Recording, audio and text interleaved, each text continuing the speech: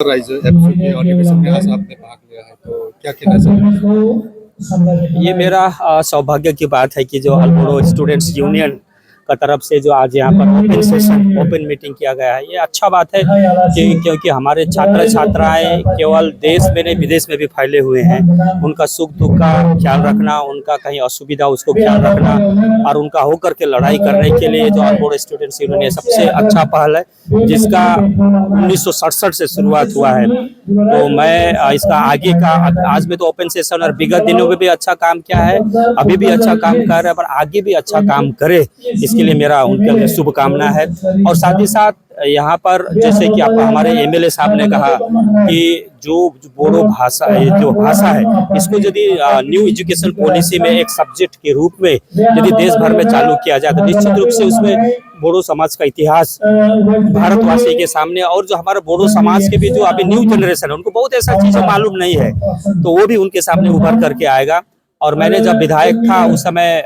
विधानसभा में भी मुद्दा उठाया था, कम से कम प्राइमरी सेशन में एक सब्जेक्ट हो ताकि बोडो भाषा को प्रोत्साहन मिले। तो निश्चित रूप से आने वाला समय में मैं जो अपने केंद्रीय शिक्षा मंत्री धर्मेंद्र प्रधान जी है उनको लिखित रूप से मैं बोलूंगा कि जब पूरा देश में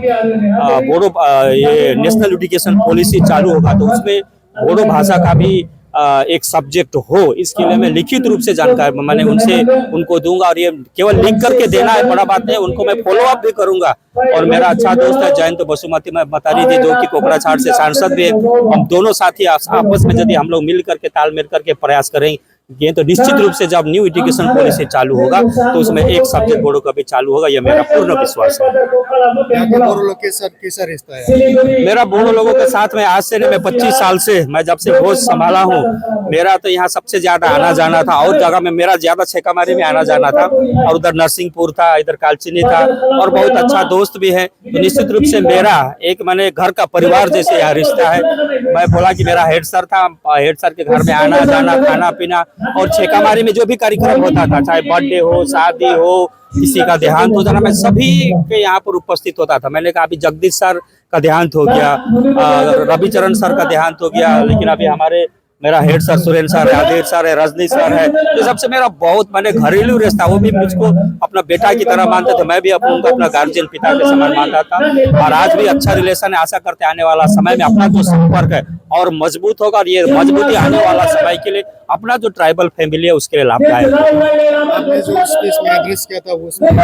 निश्चित रूप से आज हमारे ट्राइबल समाज का भी, ट्राइबल जनजाति का भी, जनजाति समाज का भी आज देश की आजादी में महत्वपूर्ण भूमिका है, लेकिन आज इतिहास के पन्ने में कहीं जगह नहीं है। तो हम चाहते हैं कि उसका स्टैच्यू बने, साथ ही साथ और जो हमारे समाज में काम करते थे उनका भी स्टेज, और इसका शुरुआत में यही से इसी पवित्र भूमि से करना चाहता हूं। और आने वाला समय मेरा टेन्योर में एक सुंदर एक कम्युनिटी हॉल बना के तीनों व्यक्तित्व है जो तीनों महान व्यक्ति है तीनों का एक साथ बनाएंगे और इसको एक साथ उद्घाटन करेंगे। और उसमें मेरा आवेदन रहेगा कि हमारे जितने भी बोडो संप्रदाय के लोग हैं सभी का प्रतिनिधित्व आ रहे, उनका उपस्थिति रहे और एक हम ऐसा व्यक्तित्व से उसका उद्घाटन करना चाहेंगे कि इतिहास के पन्नों में भी लिखा रहेगा सबसे।